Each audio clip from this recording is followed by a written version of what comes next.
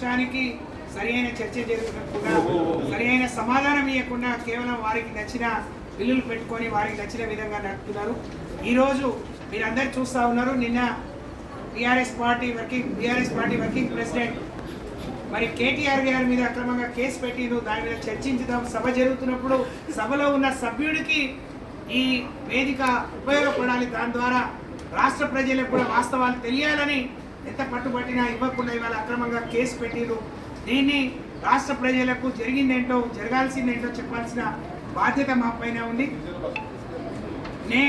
నేను ఈ కౌన్సిల్ వేదిక ద్వారా మా మీడియా సోదరులందరి ద్వారా ఈ రాష్ట్రంలో ఉండే మరి గిరిజన సోదరులు మొన్న లగచెర్లలో మీకు కష్టం వస్తే మీకు అండగా నిలబడి ఆదుకున్నందుకు ఇవాళ మరి నరేందర్ రెడ్డి నుంచి మొదలైన రేవంత్ రెడ్డి గారి పతనం మరి కేటీఆర్ గారు దాన్ని అంతం చేస్తారు కాబట్టి ఆయనను కూడా ఈ కేసులో ఇరికియాలనే ఒక సంకల్పంతో ఆయన ముందుకు పోతున్న మన విషయాన్ని మా గిరిజన సోదరులకు కూడా చెప్పాలనే ఉద్దేశం